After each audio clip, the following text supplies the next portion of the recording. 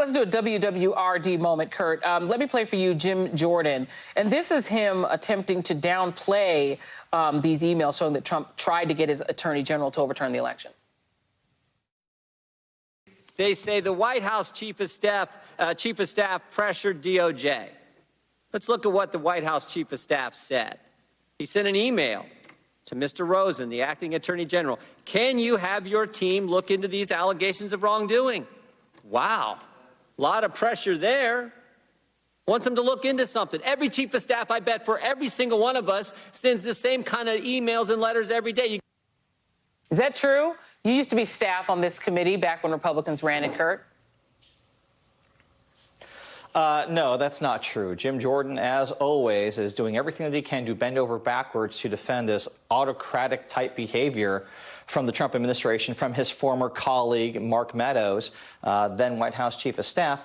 And again, this is incredibly dangerous. We have people who are at the highest levels of our government actively working to undermine a fair and free election, looking to use as their instrument of power the Justice Department, a Justice Department that in theory is supposed to be free and independent of political pressure. And it just tells us that, like the Congressman said, January 6th is just going to be the beginning here unless we get serious and start unearthing the true nature and the full totality of what happened and hold those people accountable. January 6th will just be the opening act if Republicans are allowed to continue doing this, whitewashing what happened with this insurrection, trying to look the other way as violence and mayhem happened right before our very eyes, doing everything they can to make excuses for the people. I mean, to have a congressman sit there at a hearing and say, well, let's not talk about the people who actually were violent. Let's talk about the 4 or 5 other people. That is absolutely nonsense. And it just illustrates why Republicans cannot be faithful partners in an effort to equally look at what happened and the events of what led to January 6th.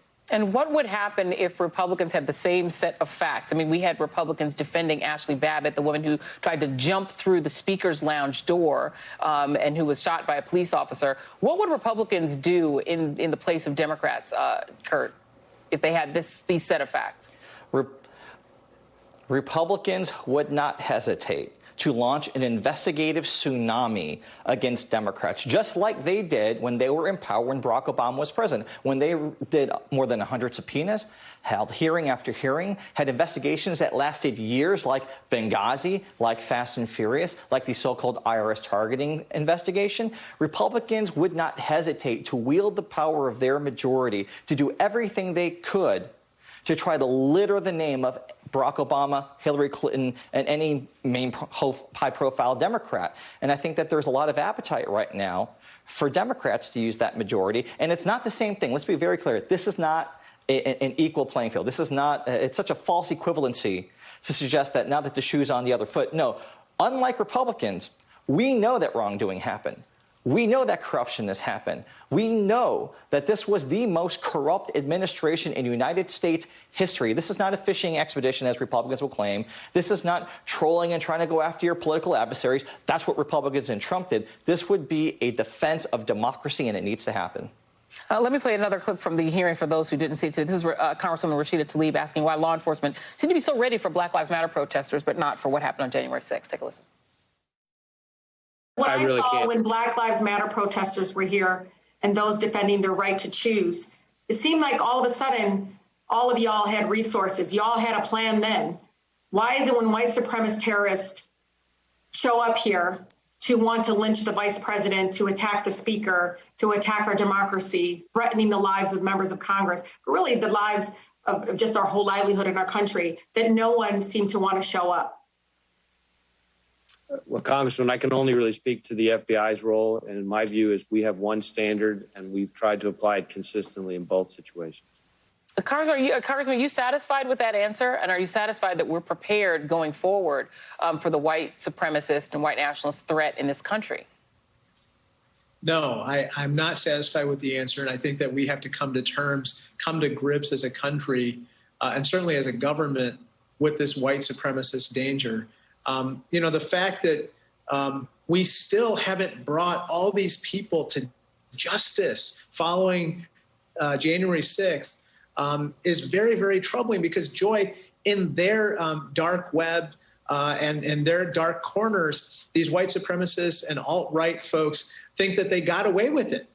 And they think that January 6th was a victory for them. We cannot allow that to persist. And so that's why I wanted to say, I didn't have a chance because I ran out of time, but I think that the Justice Department needs to hustle here. And if they need additional resources, we will provide them through Congress. But there's no more time for delay. He said that they've arrested 500.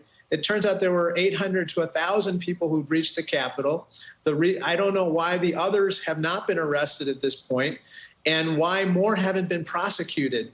Until that happens, they will not understand the consequences of their action, and others will act accordingly. Yeah, well, we still don't understand why when Black Lives Matter protests happened, people were arrested on the spot, sometimes up to 1,000 people, but these people were allowed to get on planes. Have any of your colleagues, Congressman, explained to you why so many of them voted against giving the Congressional Gold Medals to Capitol Police who saved their lives on January 6th? We're going to put up the list of those. Andy Biggs, who apparently was sort of in the planning, Boebert, Andrew Clyde, Matt Gaetz, Gohmert, who apparently was also very much for what happened, Paul Gosar, Marjorie Taylor Greene. I can go on and on and on. Has any of them explained to you why they voted against giving the Congressional Gold Medal to these Capitol Police officers who displayed such valor, defending them and their lives?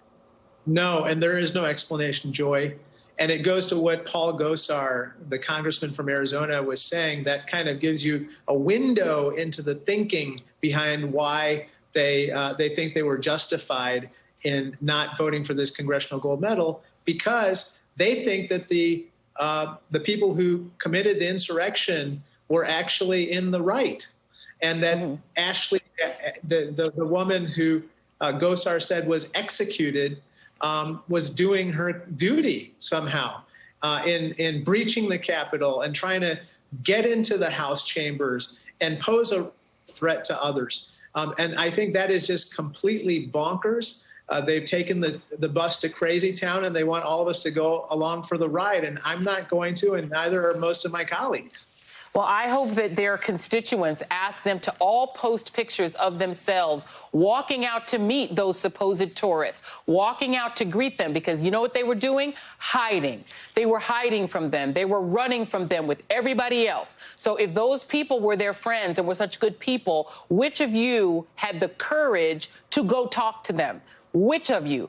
Post a picture. Y'all love to be on Twitter. Post a picture. We'll all retweet it. Post a picture of yourselves greeting those people. They were supposedly tourists. Let's see the pictures of you greeting them. None of you did, because y'all were terrified of them like everyone else. Congressman Raja Krishnamoorthi, Kurt Bardella, thank you both very much.